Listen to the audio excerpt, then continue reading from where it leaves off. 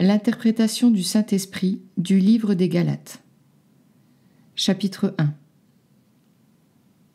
Je vous salue mes frères. Je viens vers vous ce jour pour vous enseigner la joie de ce que vous êtes et pour vous enseigner la gloire et la vérité éternelle qui sont à jamais vraies. Amen. Je suis le chemin et la vie. Je viens à toi ce jour pour effacer ta confusion, car de nombreuses pensées t'ont bien troublé jusqu'ici. Ne te tracasse pas pour ta confusion. Elle n'est rien et peut facilement être écartée quand tu vois la simplicité de l'amour telle que je te l'offre. Je suis là pour te plaire, parce que les paroles dont je suis venu te faire part vont te plaire quand tu les entendras et les accepteras de mes propres lèvres. Car c'est la vérité à laquelle tu as résisté jusqu'à présent. Mais tu ne veux plus y résister. C'est la raison pour laquelle le message que je t'apporte va te plaire. C'est le message que tu t'adresses, car tu as demandé à l'entendre et à le connaître à présent. Cette histoire que je dois te raconter vient directement de moi, de mes propres lèvres, et s'exprime par mes propres mots. Tu n'as aucune raison de douter de ce dont je vais te faire part, même si tu en es tenté. Je te le dis, dès que tu es tenté de douter du message dont je t'instruis, regarde dans ton cœur, car il y est écrit. À mesure que tu verras que mon message est aussi le tien, tu réaliseras que nous sommes un. Et plus jamais tu ne douteras. Il y a dans ton esprit une croyance qui te hait, te juge et t'éloigne de moi. Je la connais bien, cette croyance, pour en avoir déjà fait moi-même l'expérience. Mais j'ai été libérée en faisant le choix de l'abandonner, car elle n'est pas vraie. Et aujourd'hui, je viens à toi en frère et en guide pour t'aider à en faire autant. Chapitre 2. Cette pensée qui se trouve dans ton esprit est la source de toutes les confusions. Elle n'est rien d'autre qu'une croyance. Mais elle a engendré un buisson de confusion, couvert d'épines. Ce buisson devenu grand et épais, ton esprit l'a arrosé. Tu continues encore aujourd'hui à l'arroser. Mais ce buisson n'a plus soif à présent, car il commence à mourir. Donc tu peux à présent cesser de l'arroser. En t'arrêtant, tu seras libéré. Tu crois à la séparation. Regarde autour de toi. Tout ce que tu vois, tout ce que tu sens, semble être séparé de toi. Le monde, c'est le buisson. Alors tout ce que tu vois et sens fait aussi partie du buisson. Mais le buisson est ce qu'il est, car la pensée qui lui a donné naissance était une pensée mal comprise et mal jugée. L'histoire de la séparation est longue et obscure, mais on peut la diviser en composantes simples que tu peux connaître et comprendre. Tu les connaîtras et les comprendras parce qu'elles te sont familières, alors même que tu lis ceci aujourd'hui. Le monde est le monde du jugement, parce qu'il a été engendré par le jugement dans un moment de confusion. Le monde est comme celui qui l'a fabriqué. Il est comme lui sous toutes ses coutures. Comme il provient de la confusion, il est confusion. Le jugement l'a fabriqué, donc le jugement en est le roi. Chacun dans le monde se sent justifié de juger l'autre. À un certain moment, dans un certain endroit, ou bien dans une circonstance bien particulière, chacun se sent pleinement justifié de juger. C'est ainsi que chacun commet une erreur. Je te dis que le jugement vient du buisson et que le jugement l'arrose. Le jugement maintient en vie la croyance à la séparation.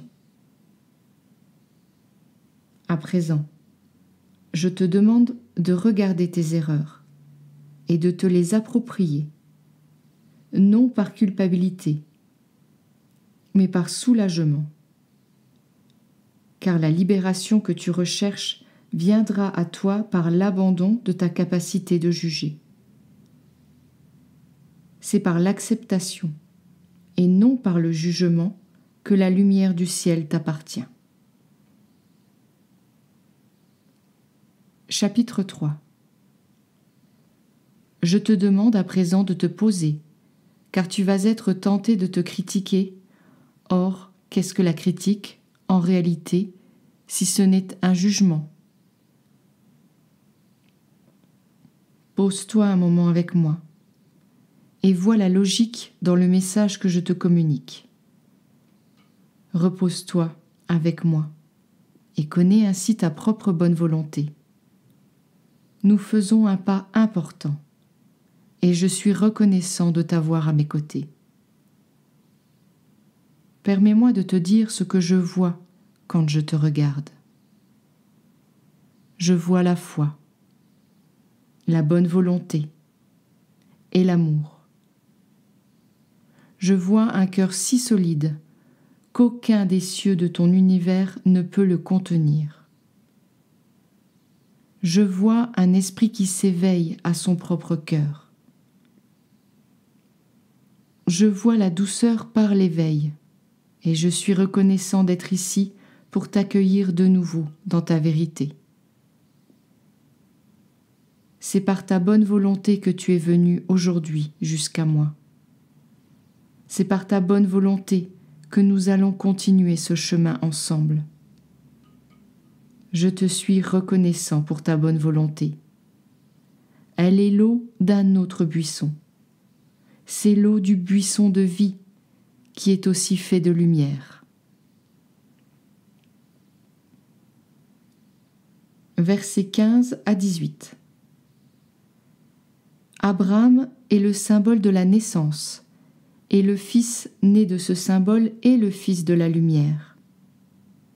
Ce fils a été béni par Dieu, afin qu'il essaime, comme s'est répandue la lumière du monde. Cette lumière n'a pas été promise à un seul homme, mais à tous, représentés par les nations du monde. Et cette lumière n'a pas été promise à des esprits séparés, mais à un seul esprit, comme le représente la descendance d'Abraham. Par conséquent, je te le dis, la multitude sur terre est une, et ta bonne volonté est une lumière unique que tu partages avec ce qui semble être un grand nombre, mais qui ne l'est pas. Voilà la vision que je souhaitais te montrer. Cette vision te conduira à repousser ton jugement.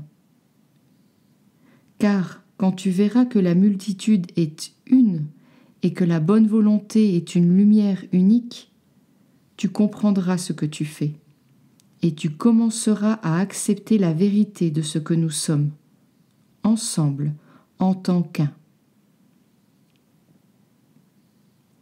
La vérité sur l'histoire du monde, c'est qu'elle est la propagation de cette lumière à travers un esprit qui a semblé s'obscurcir lors d'un moment de confusion.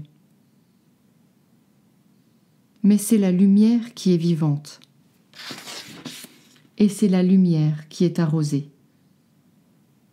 C'est donc la lumière qui est notre joie et notre centre d'intérêt.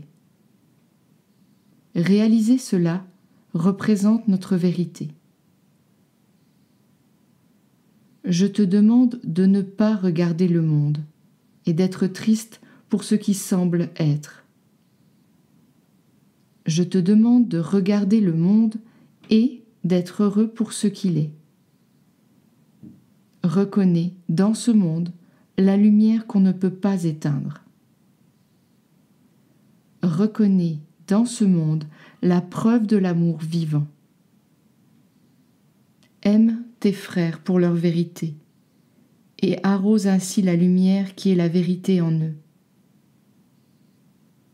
Tu es libéré de ton besoin de juger en étant libéré de ta croyance à la séparation.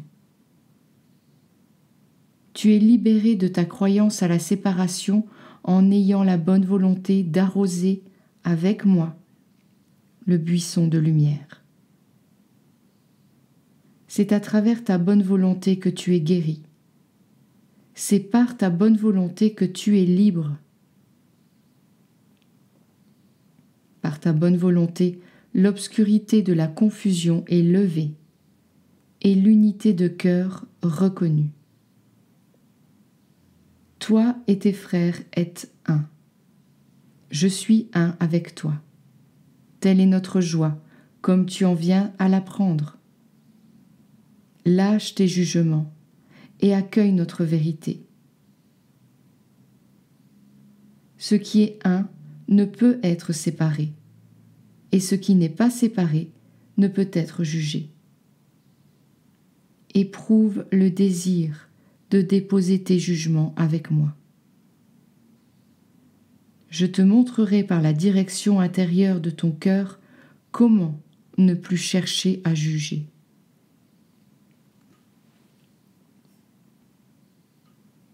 Chapitre 4. Le message que tu entends de mes lèvres est un message cohérent. C'est le message de l'amour et de la liberté. Tu peux mal comprendre mon message si tu l'écoutes par les oreilles du jugement. Tu peux prendre mon message de liberté et en faire un message d'enfermement. De cette façon, tu le perdras. Je te demande de déposer ton jugement et de m'écouter avec clarté. Laisse de côté tes propres souhaits pour pouvoir connaître ce que je te dis.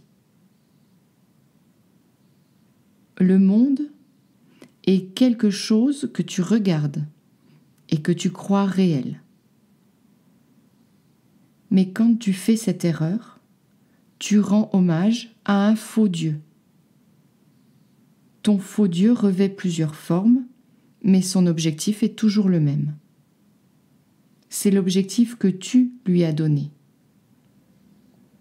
L'objectif du monde tel que tu le vois et le crois, c'est de te dire que tu es séparé.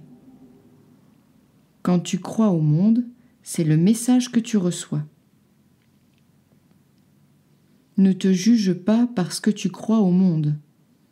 Quand tu te juges toi-même, tu consens à être séparé. Car afin d'être jugé, tu dois être séparé de la chose par rapport à laquelle tu es jugé. Mon objectif dans cette conversation n'est pas de te juger, ni de te tenter pour que tu te juges toi-même, mais de t'aider à voir ce que tu fais avec le pouvoir de ton esprit. Je t'ai dit que le monde était un faux Dieu. Chacune de ses parties est une idole. Chaque idole représente le Dieu, ce qui fait que le faux message de la séparation est lui-même ce Dieu. Prenons un moment pour observer quelques-unes des idoles qui enseignent le message de leur Dieu. Observons la manière dont ce message est transmis, reçu et appris. Le monde contient des gens différents, avec des personnalités différentes et des points de vue différents. Parfois, les choses que les gens ont en commun sont fortes, mais il y aura toujours des différences pour les maintenir séparés. Le monde contient différents endroits qui ne se ressemblent pas et semblent avoir des différences de température, de faune et de flore. Chaque endroit présente sa beauté avec laquelle tu peux communier, mais chaque endroit présente aussi des menaces pour te rappeler qu'il est séparé. Le monde offre toute une gamme d'expériences desquelles tu peux apprendre, auxquels tu peux t'adapter et que tu peux apprécier. Des masses de gens peuvent partager les mêmes expériences et se rejoindre à travers elles, mais toujours, il y en aura d'autres qui auront des expériences différentes et avec qui tu sembleras ne pas pouvoir t'unir.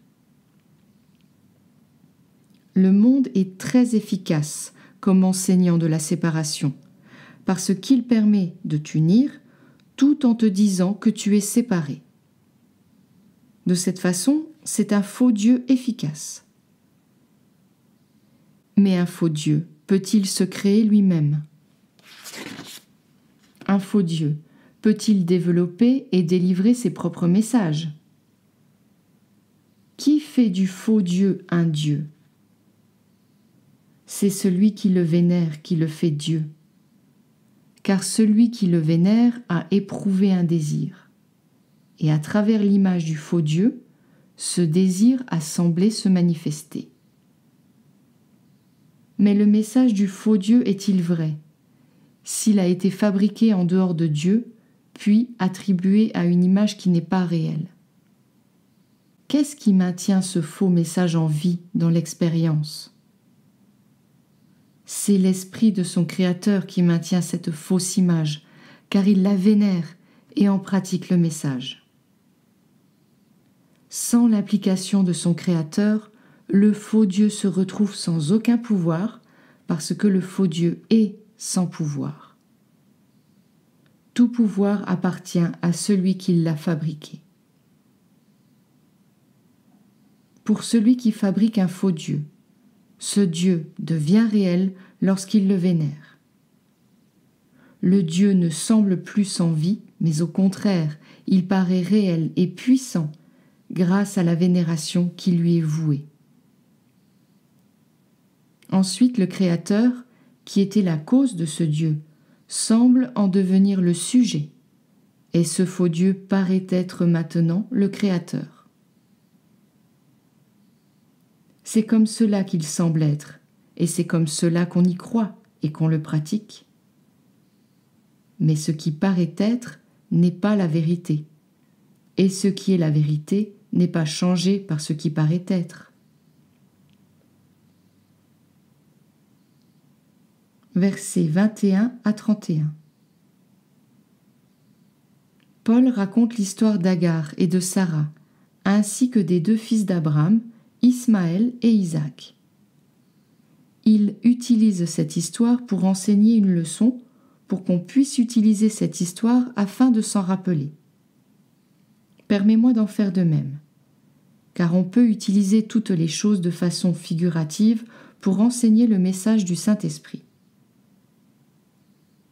La femme d'Abraham, Sarah, était stérile, et Abraham avait foi dans le Seigneur. C'est comme toi qui regardes le monde et n'y vois aucune promesse. Et pourtant, tu as la foi qu'il doit y avoir là une promesse que tu ne peux pas voir. La femme d'Abraham souhaitait qu'il ait un enfant, tout comme tu souhaites te voir complet. Alors elle lui donna son esclave, Agar, et Agar porta un enfant pour Abraham.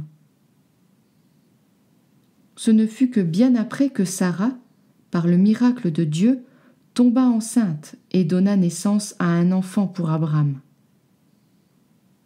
Là où on pensait qu'il n'y avait pas de promesse, il y en avait, mais on ne le voyait pas quand on comprenait et que l'on croyait que la stérilité de ce ventre était réelle. Le premier fils d'Abraham, Ismaël, provint de la croyance au monde. Le deuxième fils d'Abraham, Isaac, est né d'un miracle. C'est à travers lui que la promesse est arrivée, que l'amour de Dieu règne par-dessus l'illusion du monde. Et dans cette histoire se trouve un message pour toi, qui n'est pas issu de ton faux Dieu. Le message est le suivant. Ne crois pas à ton Dieu. Ce que tu vois n'est pas la vérité. Accroche-toi à ta foi et aie de la patience pour ce qui doit arriver et te montrer que le monde n'est pas réel. Dans l'histoire de Sarah et d'Agar, Sarah demanda à Abraham de renvoyer Agar. Abraham demanda à Dieu « Que dois-je faire ?» Dieu répondit qu'il devait écouter sa femme. Ce n'était pas un rejet d'Agar par Dieu, car Dieu ne rejette pas. C'est un symbole pour t'aider à voir. Le renvoi d'Agar signifie le renvoi de la foi qui vise le monde. Car aussi longtemps que tu t'accroches à ta foi dans le monde, tu ne placeras pas ta foi totalement en Dieu. Dans tout ceci, je te donne des symboles pour t'aider à apprendre que la vérité se trouve au-delà du faux. Ce qui est faux parlera en premier et semblera avoir un sens. Mais je t'ai montré que cela ne venait pas de Dieu. Ne sois pas tenté par le faux ou par ses promesses de salut. Ça n'est pas là où tu trouveras le salut. Attends Dieu, car lui ne vient pas du monde. C'est par l'expérience de Dieu que tu apprendras que la vérité de Dieu est éternelle et bien au-delà des promesses vides du monde. Chapitre 5. Observe ton esprit, car seules tes propres pensées peuvent t'asservir. À chaque fois que tu ne te sens pas libre, c'est que tu crois à des illusions. Il y a une corrélation directe entre tes pensées, tes croyances et ton expérience du moment. Mais comme il t'a déjà été dit, ton expérience, quand elle n'est pas l'expérience de l'amour et de la liberté absolue, n'est pas la vérité. Ceci implique que tu n'es pas impuissant devant ton expérience. Tu ne sais pas qui tu es, mais ouvre-toi à la possibilité que la vérité puisse être vraie. Cela crée une ouverture en ta conscience éveillée à travers laquelle l'esprit peut s'écouler en tant que toi. Tu résistes encore à mes paroles, parce que tu veux encore croire au monde. Mais si tu fixes ta bonne volonté sur la partie de ton esprit qui veut la vérité par-dessus tout, tu verras que la bonne volonté grandira. Et avec elle, la joie grandira dans ta conscience de tous les jours. Un peu de levain fait lever toute la pâte. J'ai confiance en le Seigneur que vous ne penserez pas autrement. Permets-moi de te dire ce que ça signifie, car te l'expliquer, c'est enseigner qui tu es et comment l'amour travaille dans l'illusion. Je t'ai demandé de te concentrer sur ta bonne volonté et je t'ai dit que la bonne volonté, c'est la lumière dans l'esprit. Tu sauras que c'est vrai quand tu te focaliseras sur ta bonne volonté, car elle te procurera des sensations de lumière. Au début de ton acceptation, tu te vois comme un individu, séparé de tout, dans un monde bien réel. Et pourtant tu appelles l'amour. Cet appel, c'est ta bonne volonté, impatiente d'être réunifiée à elle-même dans la conscience. Cet appel, étant une étincelle de lumière, est ton lien à ta source. Par conséquent, il vient à toi, chargé de toute la puissance et de la force de la source. Tu n'as qu'à te concentrer dessus pour en être conscient. Tu n'as besoin de rien d'autre. À mesure que tu te concentres sur ta bonne volonté, tu deviens conscient de nouvelles idées qui viennent remplacer les anciennes. C'est la vérité qui vient prendre la place de l'illusion. En te concentrant sur ta bonne volonté d'accepter ces nouvelles idées, l'esprit individuel en toi commence à se transformer. Et quand l'esprit se transforme, la vue se transforme aussi. La perception que tu as de toi-même en tant qu'individu devient moins dense. Ta croyance que le monde fait loi est moins solide. Tu concentres davantage d'amour sur ta bonne volonté et tu ressens et vois davantage. À mesure que la lumière augmente dans ton esprit quand tu te focalises dessus, tu en arrives à voir que le monde s'éclaircit, car la lumière se répand dans tous les esprits quand elle se déploie dans le tien. C'est une ouverture dans le mur sombre auquel tu croyais jusqu'à présent. C'est la fissure dans la conscience individuelle qui lui permet de se déployer dans la conscience. En commençant à voir que tous les esprits sont un, tu cesses de voir tous les esprits et tu deviens un. Tu ne ressens plus de séparation. Il n'y a plus de toi qui soit séparé de tout le reste. Soudain, tu es tout, et tout est amour. Voilà la réponse que tu recherches. Tu la recherches par et à travers l'amour.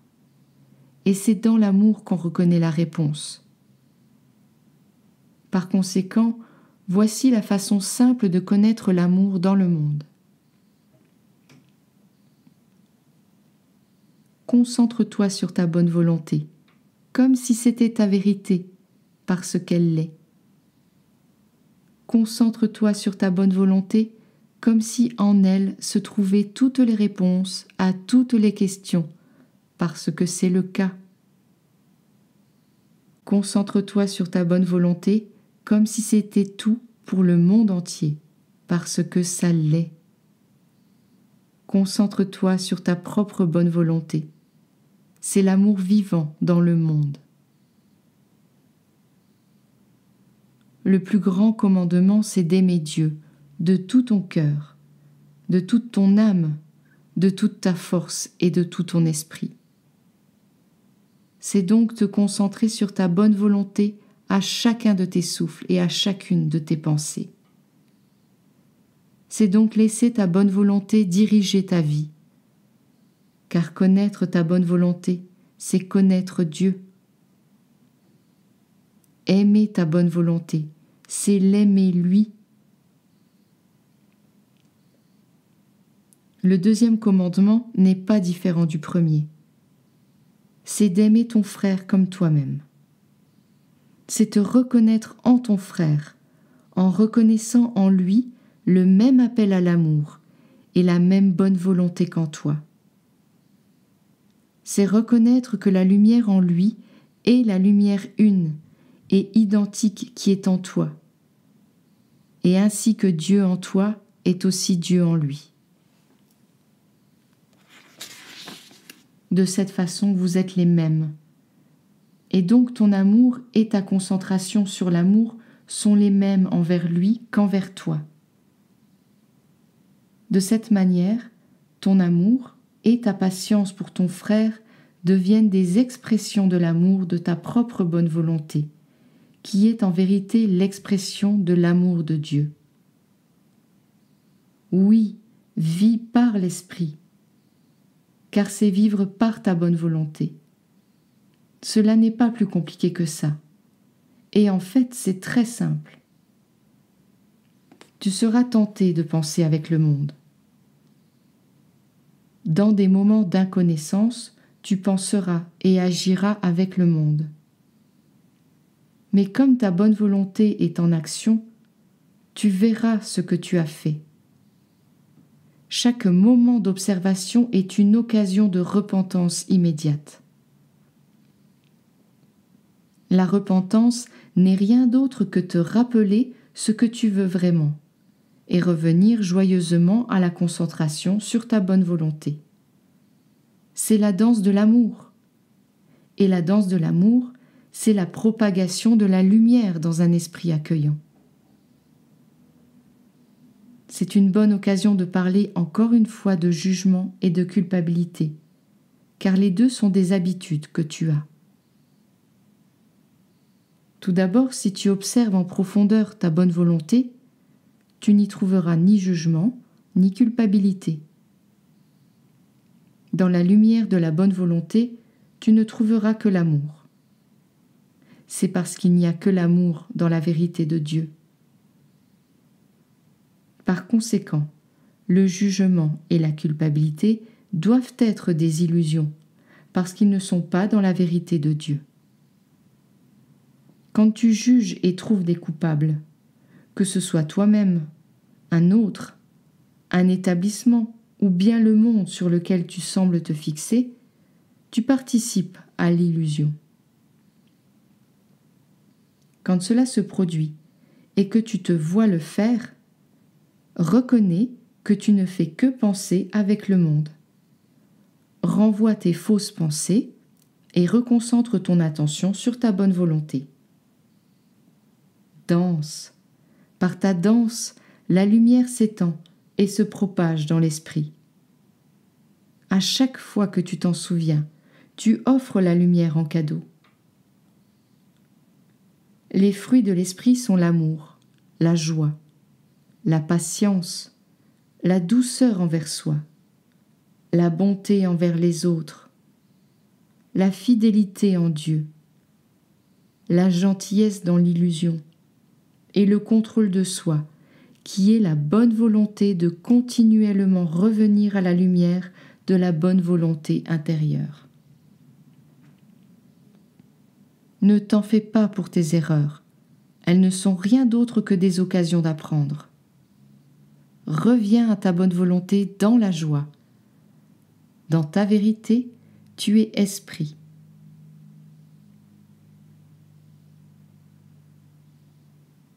Chapitre 6. Parlons du processus du pardon en détail à présent, car le pardon est le déploiement de l'amour dans le monde. Tu verras l'occasion de pardonner quand tu sentiras que tu en veux à ton frère et que tu le hais ou que tu as peur de lui. Tu peux aussi remarquer de la haine envers toi-même, de la culpabilité ou de l'indignité en toi. Que ces émotions semblent dirigées vers toi ou vers un autre, c'est la même chose. C'est toujours une occasion pour toi d'inviter l'amour dans le monde en ramenant ton esprit à la vérité. La vérité est Dieu, et Dieu est ta source. Alors pour revenir à ta source, tu dois revenir à ta bonne volonté. D'avoir l'esprit calme te sera utile pour ce voyage au sein de l'esprit, car un esprit calme est moins distrait et oppose moins d'obstacles au but. Au sein du calme de ton esprit, ce que tu veux d'abord trouver, c'est ta bonne volonté. Mets ton esprit au repos et souviens-toi de ta bonne volonté. Tu sais qu'elle s'y trouve. Elle t'a d'ailleurs amené jusqu'à cet instant où tu te rappelles d'elle. Ton objectif à présent n'est que de l'attirer plus pleinement dans ta conscience. Concentre-toi sur elle pour qu'elle puisse s'écouler plus pleinement en toi. Ta concentration lui donne des ailes, alors, en te concentrant dessus, elle te remplira.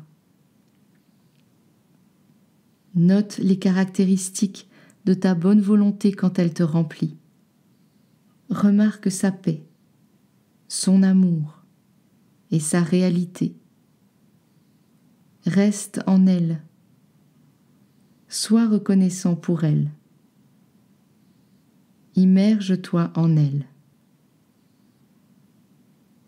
À mesure que ta bonne volonté remonte de tes profondeurs, dis-lui pourquoi tu es là. Tu as remarqué une blessure qui a besoin d'être guérie. Et tu portes cette blessure à la lumière pour qu'elle puisse être vue clairement pour ce qu'elle est. Tu ne cherches que l'amour. L'amour guérit toutes les blessures par son doux regard. Parle à ta bonne volonté de ta blessure. Reste connecté à la bonne volonté pendant que tu parles. Partage ta perspective ouvertement et honnêtement en restant en toi à l'écoute des réponses. Tu n'entendras peut-être pas des mots, mais tu t'entendras répondre. Il se peut que tu vois dans ce que tu dis une chose que tu n'avais pas vue auparavant. Tu peux aussi entendre une voix douce qui s'écoule de l'arrière de ton esprit. Et il se peut que tu converses avec elle. Tout cela est la même chose. Tu communies avec ta bonne volonté pour apprendre ton vrai point de vue. Ce point de vue est vu par les yeux de l'amour, parce que ta réelle intention est l'amour. C'est cela le processus du pardon. Car en communiant avec ta bonne volonté, tu communies avec l'esprit. En voyant par la bonne volonté, tu vois par l'esprit. Dans l'esprit, toutes choses sont pardonnées, car à travers l'esprit, il n'y a que l'amour.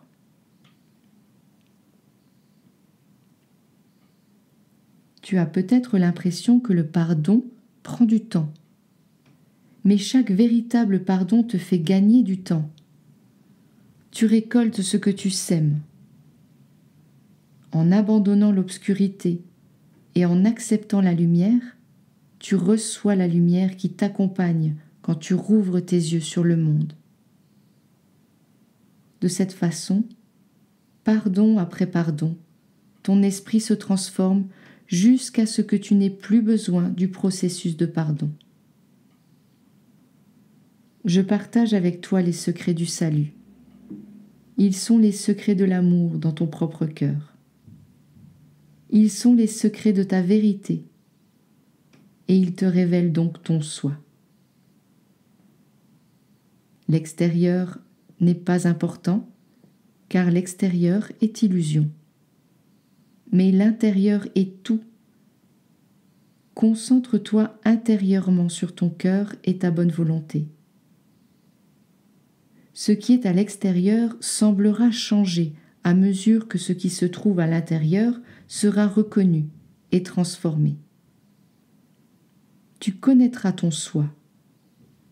Et dans cette connaissance, tu sauras ce qu'est l'illusion parce qu'on peut à peine la voir quand on la regarde par les yeux de la vérité. Repose-toi à l'intérieur de toi, donc, et aie confiance dans tout ce que je dis. Je ne partage que ta vérité, qui est à jamais notre chemin.